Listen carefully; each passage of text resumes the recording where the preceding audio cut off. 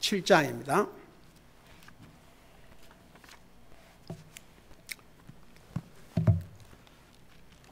로마서 7장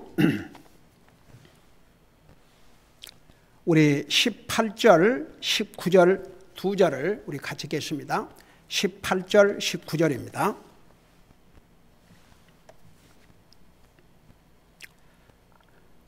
같이 읽겠습니다. 시작. 내 안에 곧 내 육신 안에 선한 것이 거하지 아니하는 줄을 내가 아노니 원함은 내게 있으나 선한 그것을 어떻게 행할지는 내가 찾지 못하노라. 이는 내가 원하는 선은 내가 행하지 아니하고 도리어 내가 원치 아니하는 악을 곧 그것을 내가 행하기 때문이라. 아멘. 앉으시 바랍니다. 로마서 7장은 율법과 그리스도인의 갈등에 대해서 기록하고 있다는 거 서두에서 자세하게 설명했죠. 여러분, 왜 갈등이라는 것은 누구에게 일어나냐 그러면, 예를 들어서 하나님을 안 믿는 사람도 그 도덕법, 하나님께서 이 도덕법, 쉽게 말하면 십계명으로 말하면 5계명부터 10계명을 도덕법이라고 그래요. 모랄로. 그 도덕법은 모든 사람들의 양심에 기록을 해주셨다고 그랬습니다. 우리 옛날 로마서 2장을 통해서 자세하게 배웠죠. 그러니까 하나님을 전혀 안 믿는 사람이라 할지라도 5계명에서 10계명의 내용을 누가 가르쳐주지도 않아도 그 양심이 알고 있어요.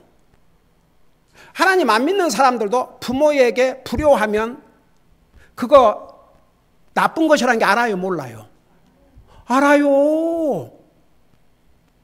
그래서 하나님 안 믿는 사람들도 어떤 사람들은 부모라 그러면 그냥 그런 사람들이 있어요. 근데 보세요.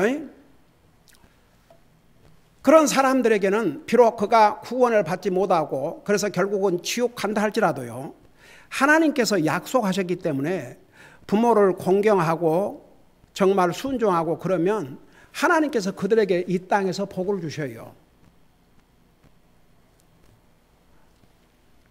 그를 주님을 자기의 주로 믿지 않는 한 결국 이 세상 떠나면 지옥 가지만, 그래도 이 세상에서는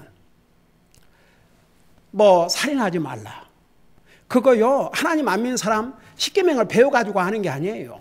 성경을 알아가지고 하는 게 아닙니다. 그냥 그 양심을 통해서 알아요. 살인하면 안 된다는 거. 그러니까 보세요. 5계명부터 10계명을 도덕법이라고 그러는데, 그래서 이 도덕법은 모든 사람의 양심에 기록해 주셨기 때문에 알게 돼 있어요. 그러니까 하나님 안 믿는 사람도 그런 갈등을 할 수 있어요.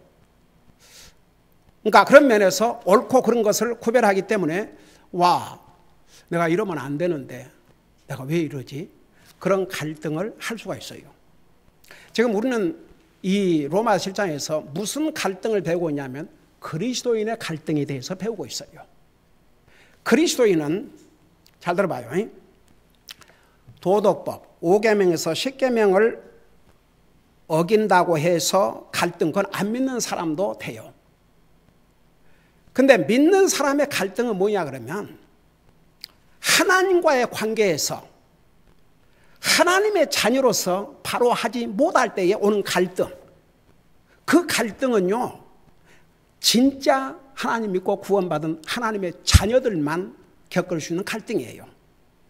그러니까 아주 쉬운 예를 드릴게요. 쉬운 예, 그냥 5살 못 애기도 알아들을 수 있는 예와, 예를 들어서 하나님 안 믿는 사람이야 주일날 가서 뭘 하든, 가서 일을 하든 골프를 치러 가든 무슨 장사로 가든 doesn't matter. 무슨 그런 거 갖고 갈등을 느끼겠어요? 근데 가령 하나님 진짜 믿는 구원받은 하나님의 자녀가 주일날 하나님의 전에 가서 하나님을 예배하고 섬겨야 되는데 누가 다른 데로 가자 그런다 이겁니다. 그럼 진짜 구원받은 하나님의 자녀라면 갈등을 느끼게 돼 있어요. 내가 이러면 안 되는데 절대 평안할 수가 없습니다. 그게 또한 그리스도인이라는 증거입니다. 그런데 아무런 그런 가책도 없이 자기 생각대로, 자기 기분대로, 형편대로 사는 사람은 그런 갈등이라는 게 있을 수가 없습니다. 이해가 되시죠? 그러니까 안 믿는 사람의 갈등과 그리스도인의 갈등은 달라요. 안 믿는 사람의 갈등은 오직 도덕법, 그 도덕적으로 옳고 그른 것을 알면서도 행하거나 혹은 안 할 때 거리에서 거기서 갈등을 느끼지만 그걸 갈등을 느껴가지고 회개하는 데 이르지를 않아요. 그러나 정말 구원받은 하나님의 자녀들은 그런 도덕적인 법보다도 하나님 앞에서 내가 지금 바로 하고 사는가, 내가 정말 하나님을 가장 소중히 여기고 정말 하나님이 내 삶에 가장 소중한 분이고 정말 그 하나님을 내가 하나님의 자녀로서 제대로 섬기고 사는가. 여러분, 그 선을 행한다고 그럴 때 제가 수없이 얘기했지만 사람은 선을 행한다 그러면 사람을 먼저 생각해요. 사람에게 잘하고 산 그게 선. 하나님에게는 선을 행한다는 의미가 뭔지도 몰라요. 제가 얘기했지 않습니까? 오래전에 우리 교회에 좀 나이가 드신 부부가 우리 교회를 방문하셨어요.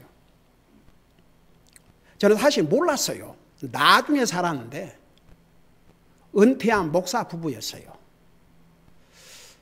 그 이제 교회를 계속 나왔어요.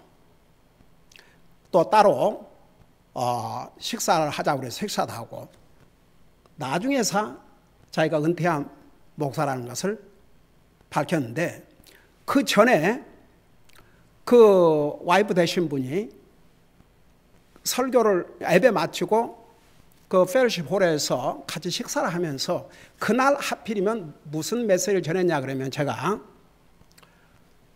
우리가 사람에게도 선을 행하고 살지만 그 우선순위 하나님 앞에 먼저 선을 행하고 살아야 된다. 그러면 하나님 앞에 선을 행하는 것이 뭐냐? 하나님을 안 믿는 사람이 하나님 앞에 선을 행하는 길은 하나님을 믿는 게 가장 큰 선이고 그 하나님을 믿고 구원받은 하나님의 자녀들이 하나님 앞에 행하고 살아야 될 선은 하나님을 예배하고 하나님을 섬기고 하나님 말씀에 순종하는 것이 바로 하나님을 향한 선이다. 그런 메시지를 전했어요. 근데 뭐라는 줄 아세요? 이제 그분이 자기가 목사의 분이란 말 안 밝히고 와, 목사님, 제가 40년 동안을 교회를 다니면서 나름대로 하나님 믿고 섬겼다고 했지만 하나님 앞에 선을 행해야 된다는 메시지는 처음 들었습니다. 충격입니다.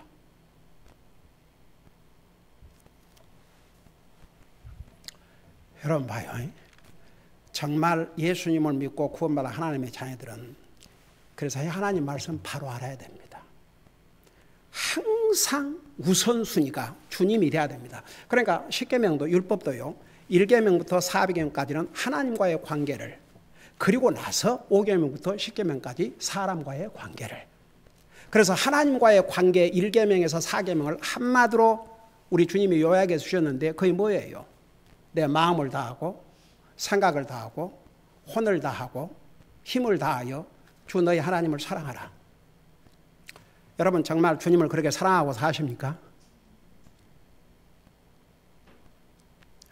만일 우리가 그렇게 주님을 사랑하지 않고 산다면 1계명에서 4계명을 어기는 것입니다. 죄입니다.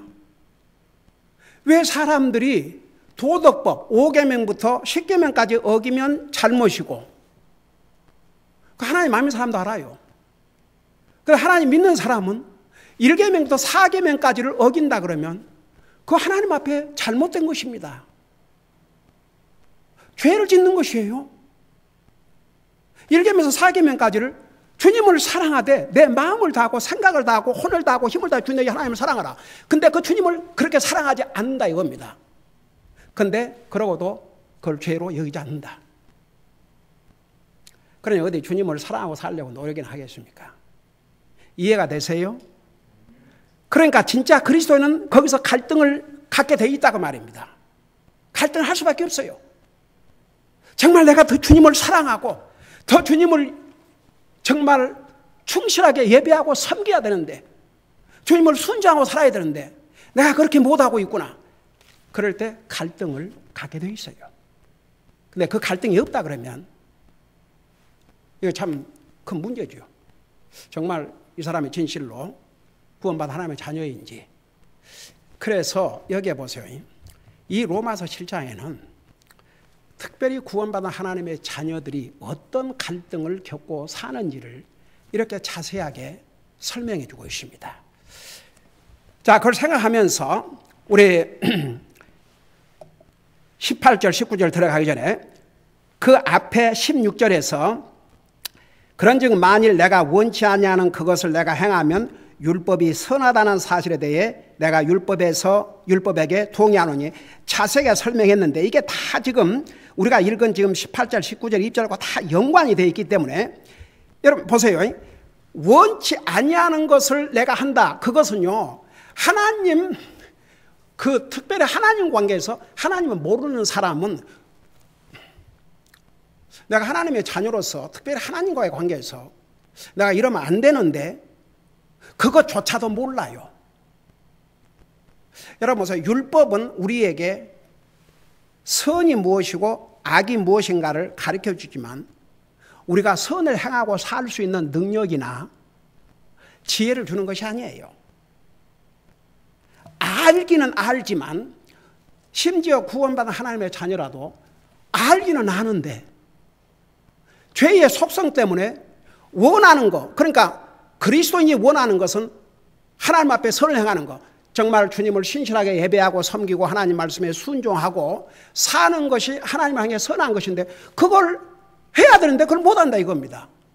도리어 하나님 앞에 그렇게 해서는 안 될 것은 하거든요. 근데 그 이유가 뭐냐 그러면 우리 속에 있는 죄의 속성 때문이라고 그렇게 말씀하고 있어요. 자, 그런 걸 생각하면서 보세요. 17절에 그런즉 이제 그것을 행하는 자는 더 이상 내가 아니요 내 안에 거하는 죄니라. 그러니까 여기서 그것을 행하는 자는 옛사람을 가리켰어요. 옛사람. 그러니까 우리가 예수님을 영접하고 구원받은 하나님의 자녀임에도 불구하고 우리 속에 죄의 속성이 있어요. 그러니까 죄의 속성대로 살았던 사람은 옛사람이에요. 근데 이제 예수님을 믿고 구원받고 난 다음에 그 죄의 속성과 싸워서 내 안에 거하시는 하나님의 성령님을 순종하고 따라가는 것은 구원받은 새 사람이 하는 거예요. 그래서 이게 그런즉 그것을 행하는 자는 더 이상 내가 아니요 내 안에 거하는 죄라. 그러니까 죄의 속성이라는 게 이런 파워를 가지고 우리가 하늘나라 가기 전까지는 구원받은 하나님의 자녀에게도 우리 속에 죄의 속성이 있어요. 그런데 보세요. 내가 죄의 속성을 따라서 사느냐 아니면 그 죄의 속성을 싸워 이기고 성령님의 인도함을 받아서 성령님을 따라 사느냐를 우리가 선택하고 사는 거예요. 날마다. 보세요. 우리가 매일 삶 속에서 선택을 하고 살아야 됩니다. 우리는 두 가지 음성을 매일 듣고 살아요. 한 음성은 사탄, 내 옛 속성을 통해서 끊임없이 나에게 도전을 해요. 하나님은 분명히 기록된 하나님의 말씀으로 우리에게 말씀해 주고 계셔요. 내가 누구의 말씀, 누구의 음성을 듣고 따라갈 것인가 매일 선택하고 살아야 돼요. 제가 아주 그냥 아주 쉬운 예로 아침에 일어나서 하나님의 사람들은 먼저 하나님과 대화해야 돼요, 안 해야 돼요? 대화해야 되잖아요. 그러니까 아침에 일어나서 제일 먼저 하나님 앞에 하나님의 자녀로서 대화를 해야 될 거 아닙니까? 여러분, 가정에서 식구들끼리 살면서 보는데 그냥 아무 말도 안 하고 지나가요? 가족끼리 뭐 부부가 됐든지 부모 자식들 됐든지 보면 어떻게 뭔가 얘기하지 않습니까? 우리는 저녁에 잠자갈 때는 Good night, daddy. Good night, mom. Good night, my children. 그러고 자고, 또 아침이라면 굿모닝 서로 인사하고, 어떻게 참 잘 주무셨어요? 그런 대로 잘 잤다. 이런 대화. 근데 그 대화 전에 하나님과의 대화를 먼저 해요. 각각 자기 위치에서. 그게 최소한 하나님의 자녀로서 하루를 시작할 수 있습니다. 제가 우리 웹사이트 그 페이스북을 이렇게 한 번씩 체크업을 해요. 근데 어떤 크리스찬이 하루를 주님과 함께 시작하면, 기도와 말씀으로 시작하면 하루가 너무나 유익되고, 그렇지 못하면 뭔가 잃어버린 그런 느낌. 그러니까 그 고백을 한 거예요. 여러분 보세요. 근데 보세요. 그래 아침에 일어나서 구원받은 하나님의 자녀는 당연히 먼저 하나님 앞에 대화를 해야죠.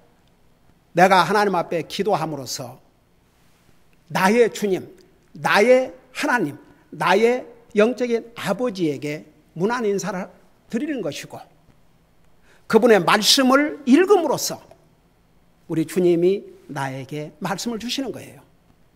그거 해야 돼요, 먼저. 최소한 하나님의 자녀들은.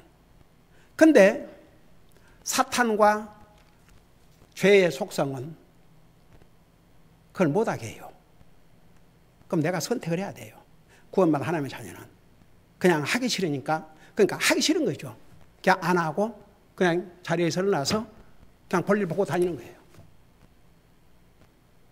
이 사람은 여전히 죄의 속성을 따라 사는 것이죠.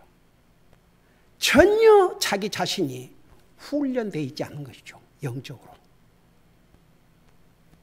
그럴 때 어떻게 해야 되겠습니까? 얘 속성, 사탄의 속삭임, 내 기분 내킨 대로 할 것입니까? 그러면 이 사람은 죄의 속성을 따라 사는 사람이고, 아니지. 그럴 수는 없지. 그리고 하나님 앞에 먼저 기도하고 성경 단 한 장이라도 읽고, 그렇게 하루를 시작한다면 이 사람은 거기서부터 승리하는 거죠. 성령님의 인도하심에 순종을 하는 것이니까. 그렇게 하루가 시작돼야 됩니다. 그런데 사탄은 죄의 속성을 통해서 그렇게 하지 못하도록 방해를 하는 거죠. 선택은 우리에게 달려 있습니다. 자, 그걸 생각하면서 봐요. 18절에 내 안에 곧 내 육신 안에 선한 것이 거하지 아니하는 줄을 내가 아노니 원함은 내게 있으나 선한 그것을 어떻게 행할지는 내가 찾지 못하노라. 이 부분까지 지난번에 설명한 것 같아요. 그러니까 얘 육신, 내 육신 그럴 때는 얘 속성, 그러니까 내 육신 안에는 선한 것이 하나도 없어요. 그러니까 어떻게 선을 행할지 저도 몰라요. 그러나 보세요. 구원받은 하나님의 자녀는, 그러니까 하나님을 믿지 않는 사람은 죄의 속성뿐이니까 죄의 속성을 따라 살 수밖에 없고, 무엇이 하나님 앞에 선을 행하고 사는 건지조차도 아무것도 몰라요. 그러나 구원받은 하나님의 자녀는 그 속에 하나님의 영이 계시기 때문에 알게 돼 있어요. 보세요. 여러분은 예수님을 영접하고 구원받고 난 다음에 얼마나 많은 하나님의 말씀으로 배우고, 얼마나 하나님 말씀으로 훈련을 받고 삽니까? 여러분, 어린아이가 태어났지만 아이고야 그 아이에게 육신에 먹을 것만 준다고 끝나요? 그럼 무엇을 하겠습니까? 그러니까 벌써 5살만 돼도, 아이고 어떤 때는 4살, K4 킨더가든 4살 때부터 학교를 보내잖아요. 가르쳐야 되니까. 그리고 디스플린, 훈련을 해야 돼요. 그래야 정상적인 인격을 가지고 성장해요. 여러분, 그 자녀들의 양육, 저는 그 부분에 대해서 책도 썼지만, 사람의 그 단계를 나누면 태어나서 5살까지 혹은 10살까지가 인격을 형성하는, 그러니까 건물로 말하면 기초 작업이에요. 그 기간 동안에 인격을 제대로 형성시키도록 훈련하지 않으면 여러분 미운 7살이란 말이 어디서 나온 줄 아십니까?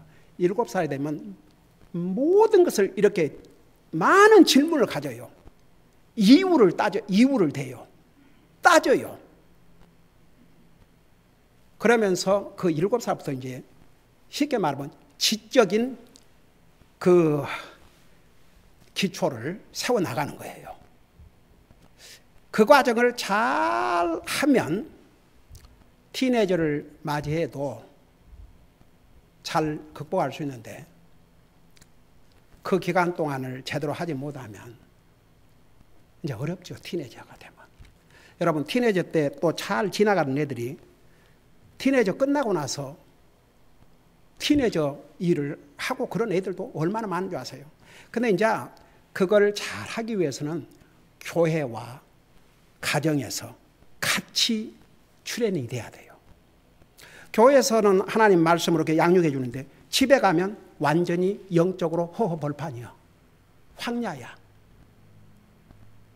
그러니까 두 가지를 보면서 살아가기 때문에 죄의 속성을 가진 사람은 아무리 교회에서 하나님의 말씀으로 가르쳐 훈련해도 집에 가서 그 어린 나이에 집에는 하나님도 없고 하나님을 두려워함도 없고 하나님의 말씀으로 훈련함도 없어 봐요.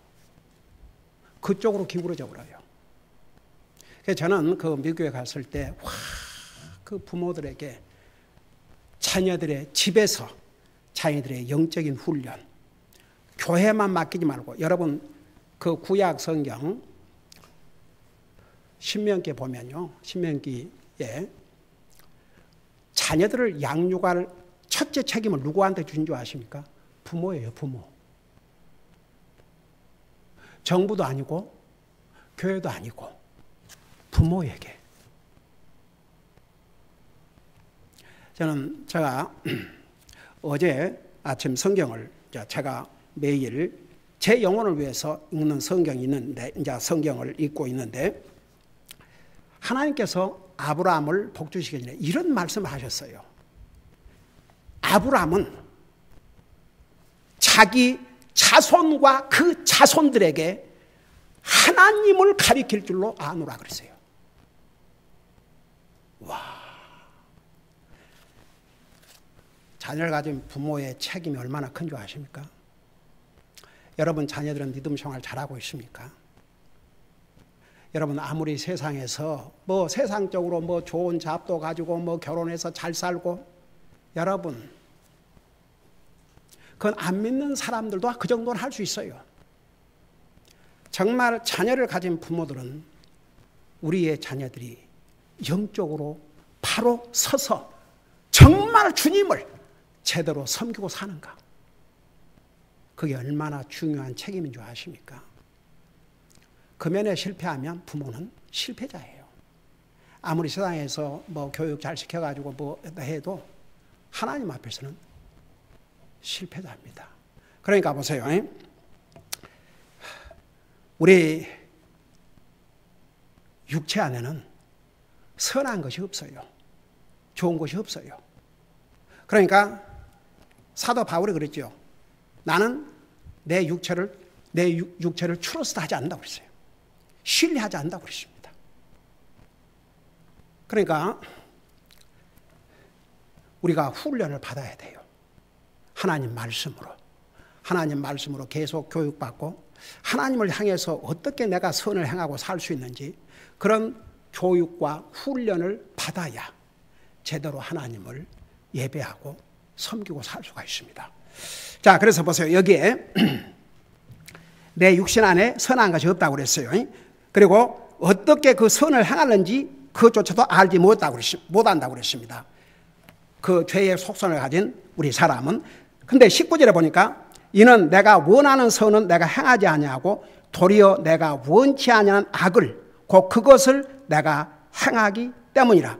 그러니까 여기 보세요. 이게 그리스도인이 아니면 이런 갈등을 할 수가 없어요. 여기 보세요. 내가 원하는 선, 우리가 하나님의 자녀로서 선은 첫째 하나님을 향해서 항상 하나님이 먼저가 돼야 돼요. 하나님 먼저.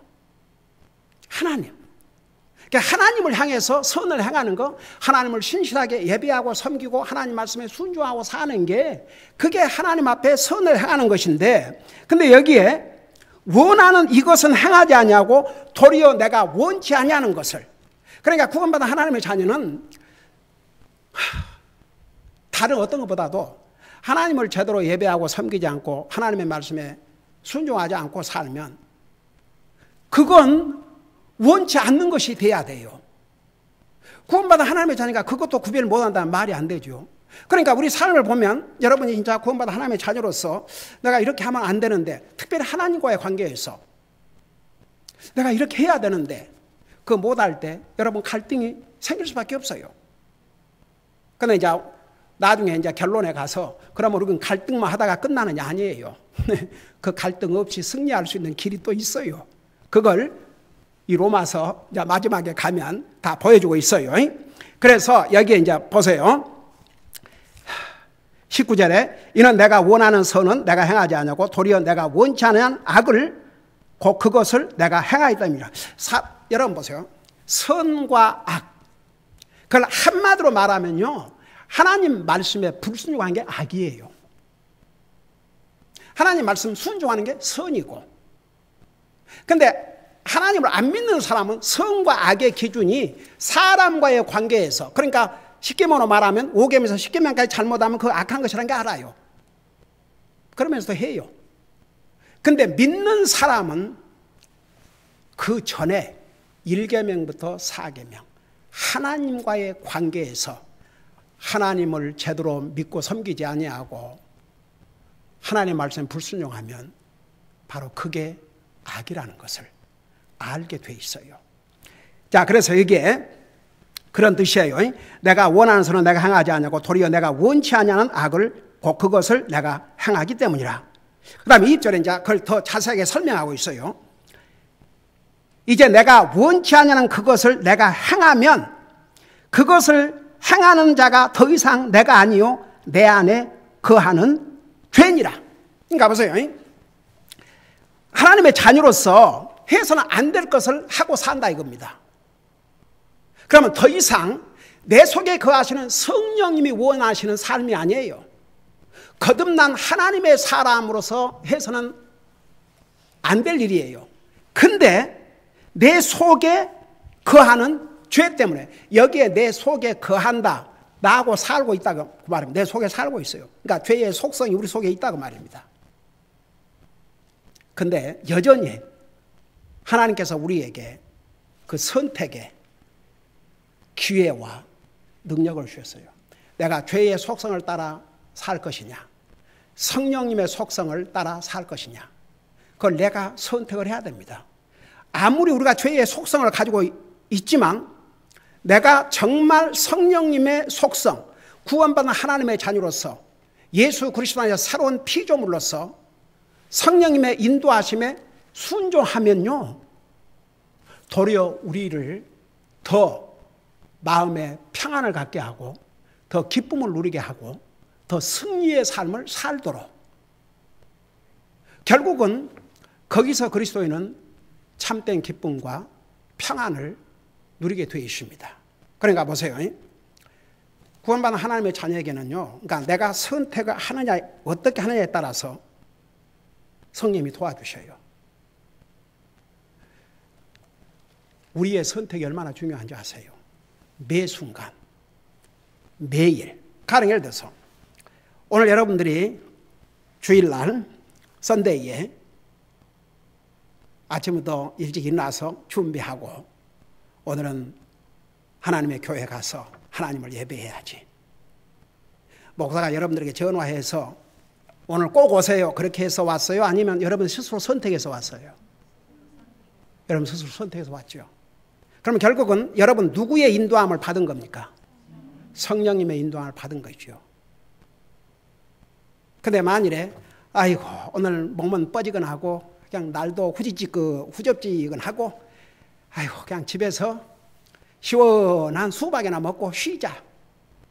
그건 누가 지금 속삭이는 말이에요? 사탄이 죄의 속성을 통해서. 그 얘기를 듣고 만일에 하나님의 자녀로서 하나님을 예배하고 섬겨야 될 것을 안 한다. 그러면 이제 실패한 거죠. 죄의 속성을 따라 살게 되는 거죠. 그러면 저 뒤에서 누가 박수를 쳐요? 사탄이 박수치고 기뻐하겠죠. 그래서 우리는 매 순간 매일 삶 속에 우리가 죄의 속성이 있음에도 불구하고 성령의 속성, 성령님의 인도함을 이 죄의 속성, 죄의 속성으로 나를 자꾸만 이렇게 미혹하고 하나님부터 멀어지게 하는 그걸 물리치고 성령님의 인도함에 순종하면 우리가 죄의 속성을 가지고도 얼마든지 그리스도인으로서 승리의 삶을 살 수가 있습니다. 기도하십시다. 사랑의 아버지 하나님, 우리가 구원받고 하나님의 자녀가 되었지만 우리 속에는 여전히 죄의 속성이 있습니다. 사탄은 이 죄의 속성을 가지고 끊임없이 우리를 도전합니다. 여기에서 그리스도인은 갈등을 느끼지만 결국 우리 속에 거하시는 성령님은 우리 죄의 속성보다 더 강하시고 세상에 있는 사탄보다 더 강하시기 때문에 우리가 죄의 속성을 물리치고 성령님의 인도함에 순종하면 우리가 갈등을 겪어도 결국은 승리의 삶을 살게 될 줄로 믿습니다. 절대 죄의 속성에 굴복하지 말게 하시고 성령님의 인도함에 순종함으로 승리의 삶을 사는 우리 모두가 되게 하여 주시옵소서. 감사합니다. 사랑합니다. 예수님 이름으로 감사 기도하옵나이다. 아멘.